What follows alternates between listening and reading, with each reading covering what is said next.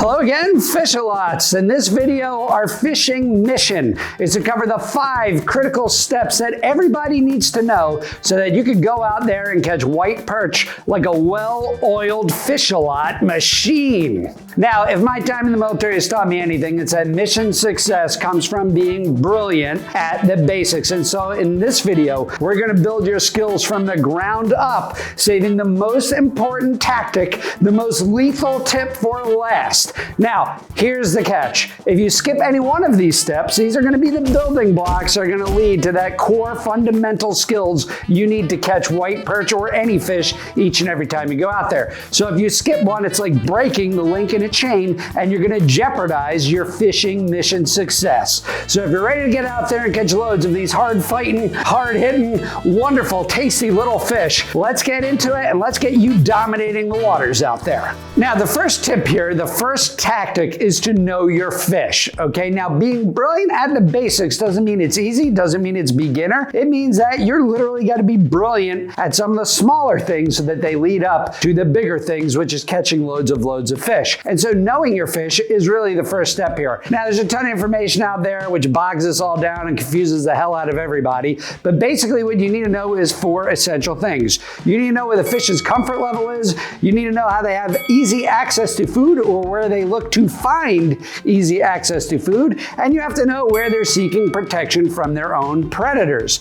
The 4th thing you have to know is how water movement, whether that's from a dam, whether that's from the wind, or whether that's from tidal movements, affects each one of those 3 categories. Now, getting to comfort. For white perch, those fish's comfort range is really between 40 and 48 degrees. So if you find that range of water, you can find those fish schooling up and you can find them feeding pretty heavily. So that's a good bet. Now, that's a cold water temperature. But yeah, these fish are tenacious feeders in very cold water, which makes them ideal for winter fishing. So next step is easy access to food, right? This dictates basically where they're going to hole up to find prey items that they can easily ambush, attack, and feed up heavily. So I typically look for structures for that, right? Like deep holes in the mouth of secondary creeks, mud flats if it's in the spring, right? The sun's out, it's going to warm up those mud flats. The water temperature is very cold. They want to get it back up into about 45-degree water. Maybe it's closer to the mouth of the larger bay body of water. Maybe it's further up the creek.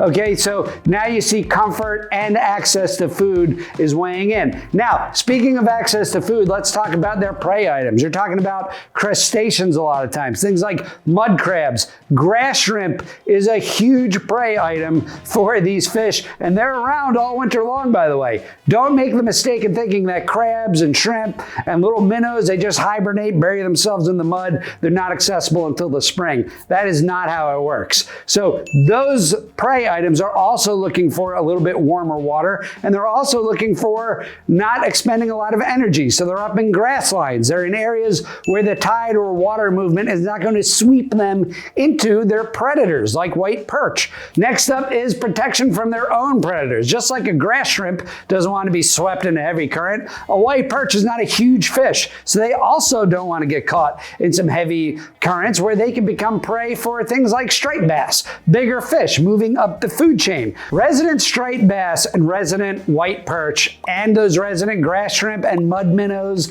and crustaceans are going to be in the same area all winter long. Winter is a great time to fish because when you find these fish, they're basically going to be huddled together throughout the entire winter season. And it's really a great time to catch loads and loads of fish. So those white perch are also going to look for currents, but they're going to really rely on those structures like points, holes, secondary creeks, whatever the case might be, so that they can ambush their own prey, but not become prey themselves. Yeah, there you go. So there's a secondary creek mouth right there, and then the hole's right in front of here. Yeah, there's a hole. There's a deep hole right in here. Yeah, I gotcha. So.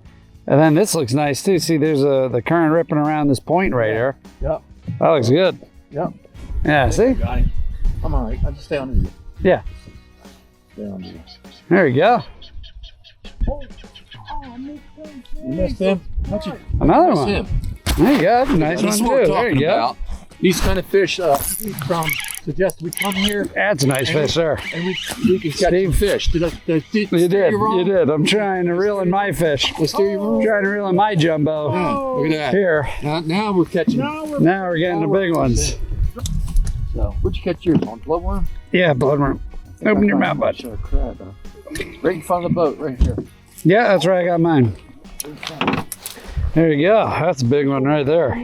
The fourth category here is water movement. So take a look at your tide charts, right? Take a look at your moon phases. Take a look at how strong that water is going to be pushed. If you live on a river or a reservoir where you have dams and you have a lot of perch, take a look at that dam schedule. And of course, if you're in a lake without a dam or any other water movement, take a look at wind direction and wind strength. Okay, wind will push a tremendous amount of water, and it goes so overlooked by so many freshwater fish lots out there. I'm looking at you, largemouth bass fish lots, totally overlooked, and you can apply these steps for any fishing, not just white perch. So there's your critical tactic number 1. All right, here's critical tactic number 2, okay? And this is pre-trip planning. So now take a look at a map. It could be Google Maps, it could be a paid service like Navionics, it could be just about anything, but take a look at a chart on the water and identify where you're gonna target these fish and come up with a game plan. Pre-trip planning does not have to be 4 hours of research. Okay, you're looking at a chart and you're just coming up with a plan in your head. Okay, this could be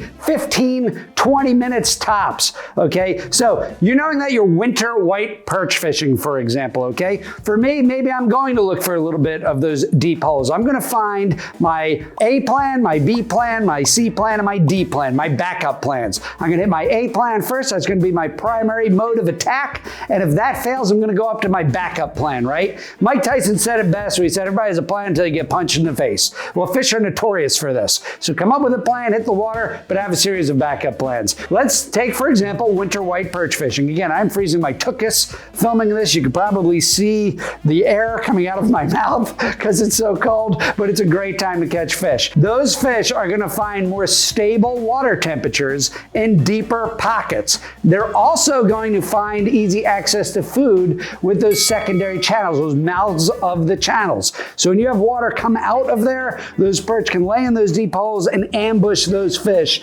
as the shrimp and crabs get washed out of there. Especially if you're talking about sick, injured, dying fish, they're not going to be able to hold on. The tide's going to get them, the wind's going to get them, water movement's going to get them, and those fish are going to position themselves where they can take advantage. So look for locations like that. Good ambush spots. Holes in the mouths of secondary creek is great spots year round, but in the wintertime especially, if you have a 25-foot hole there, it's going to be a great spot because when it gets really cold out, fish like to move vertically, up and down in the water column, not horizontally, swimming great distances to find food. The other thing you can look for is structures like points, right? Bends in the river system where water movement is going to form eddies. Look for holes and pockets and points and different structures along those geographic areas, which could help you pinpoint where you're going to start looking for fish. Now, there's no rules in fishing, right? These are guidelines to get you in an area and get you searching for fish and catching fish. So you're going to have to pivot during the course of the day, and that's where your B, C, and D plans come into play. Let's say the most perfect plan ever, you get out there and there's 3 people fishing in your spot. Well, you know, there goes spot A, right? So now you go up to your backup plan, or let's say you go out there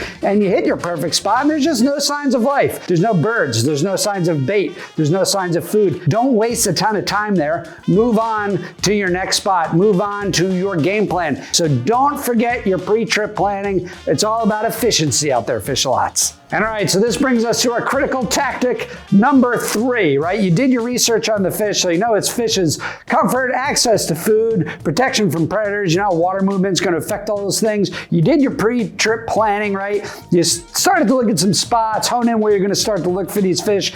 Now that you kind of know the weather, the tide, the winds, how those fish are going to react to those things, now you're going to start to hone in your actual tactics. Are you going to look deep? Are you going to look shallow? Is that going to impact your literal tactics, your presentations? If they're really shallow, are you going to focus on lures? Are you going to focus on bait? Are you going to buy bloodworms? Are bloodworms available? Are grass shrimp available? Now your tactics are coming into play and you're actually looking to be as efficient as you can on the water. A lot of people, they'll get out there and they'll just try to figure out everything once in this huge body of water. You ever been fishing with somebody and they go, hey, what tide is it? Is it outgoing or incoming right now? That's an error, right? You should be basing what you're doing and the tactics you're using on water movement. Is the water levels high? Is it low? Are they going to be in holes? Are they going to be up in the grass lines? That's really going to impact how efficient you are on the water. So now you did your research, you have your pre-trip planning, you have an idea of your tactics. This brings up to our critical tip number 4, which is honing in on your tactics with your bait and with your lures, right? So if you're fishing very shallow, right? Maybe you want some road runners, right? Maybe you want some gulp baits. You're going to focus on shallow moving baits. You're going to really focus on type of gear that lends itself to that. Do not go too heavy with any of this. These are white perch. No need to go out there with your giant surf fishing reels and all your bass fishing reels. People tend to fish way too heavy and it costs them a ton of fish. So get light. Think ultralight even. And critical step number 5 here is fish-a-lots. You have to learn how to find your own spots. The biggest mistake out there in any fishery is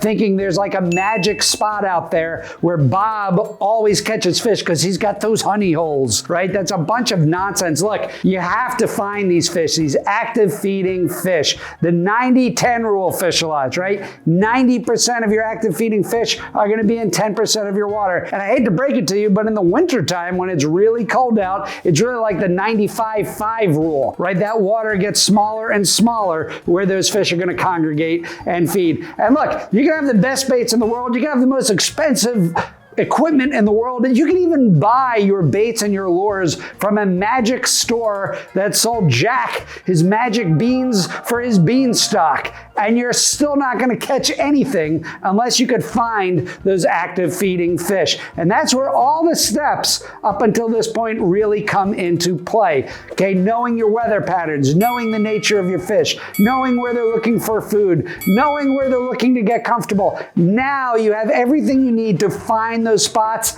and pivot each and every time the weather changes, right? Fish change their preferences day to day, hour to hour, week to week. I mean, condition to condition. The wind changes, the fish bite changes. Now, these tips will absolutely get you catching fish, but if you really want to master and dominate your body of water out there and find those fish quicker than anybody else, go ahead and click on this video right here where I do a spot dissection and I break down step by step each different body of water to show you exactly how you could find those active feeding fish in no time at all and be as efficient as possible out there on the water. So go ahead, check it out, fish lots.